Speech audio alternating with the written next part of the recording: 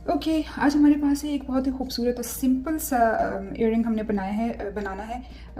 Dangling earring होगा, ठीक है। इसमें ये देखें कि ये इसमें टसल है, mother of pearl round shape में है, इसमें 2 होल्स हैं, ठीक है। और ये हाउलाइट का हमारे पास टर्टल है, ईयर हुक, और ये एक टी हेड आई पिन। ये है मेरे पास बारीक सी सुई, ठीक है। ये बहुत बारीक है एक्चुअली। जो आप लोग स्ट्रिंगिंग के लिए वायर यूज़ करते हैं, आप उसको भी यूज़ कर सकते हैं, बट इसको बहुत ही बारीक होना चाहिए और उसको आप मोड़ के, ताकि उसमें कोई कॉर्नर या कोई जॉइंट ना हो, क्योंकि ज़रा सा प्रेशर लगने से उसका जो जॉइंट है वो टूट सकता है। ये बिग आई नीडल था जिसका पार्ट करके मैंने इसको मोड़ दिया है, ठीक है। अब मुझे क्या करना है, ये क्योंकि बंद है, ये किसी लूप में किसी उसमें ये नहीं जाएगा, तो मैं इसको इस टाइप के नीडल में डाल के, ठीक है। पहले मैंने इसमें अपना टर्टल डाल दिया। टर्टल का जो होल है वो थोड़ा सा बड़ा है, तो कोई इशू नहीं रहेगा, आसानी से हो जाएगा। अब ये है, यहाँ से, ठीक है, यहाँ ले जाके इसको मैंने बाहर की तरफ निकालना है।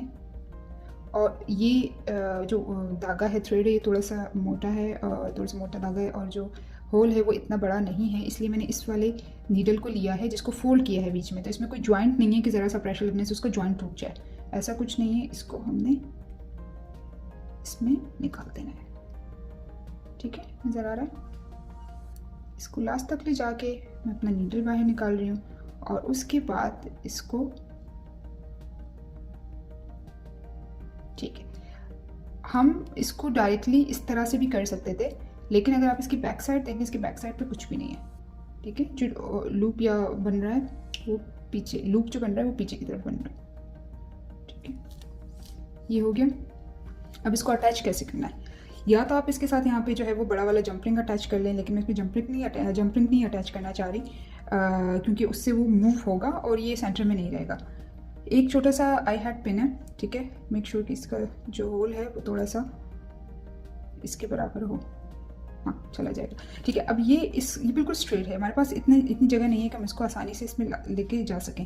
तो मैं क्या करूँगी, मैं इसको हल्का सा मोड़ लेती हूँ, ज़्यादा नहीं, उसको सीधा करना मुश्किल हो जाएगा। अब अंदर की तरफ से, ये देखें, अंदर की तरफ से उसके होल में डाल के, अब मैंने इसको वो यूज़ कर सकते हैं। अब यहाँ पे थोड़ा सा इसको सीधा करके इसको निकाल देना है, ठीक है। यहाँ पे हम यहाँ पे कोई बीड वगैरह भी यूज़ कर सकते हैं, बल्कि अच्छा है हम इस कलर का बीड यूज़ करें, ठीक है। छोटा बीड लेके इसके बाद जहाँ पे बीड है, बीड के बिल्कुल पास से इसको मैंने 90 डिग्री घुमा देना है, ठीक है। और अब हमने अपने नोज प्लायर से इसको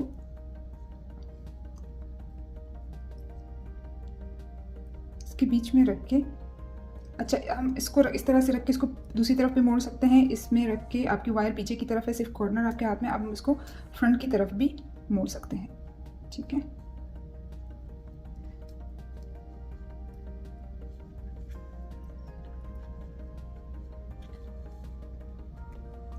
ये देखिए,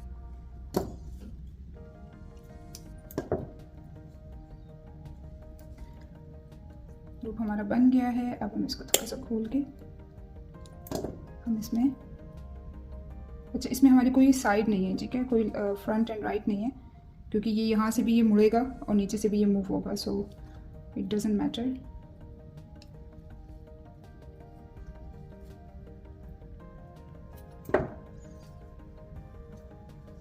it's a long simple one, ठीक है।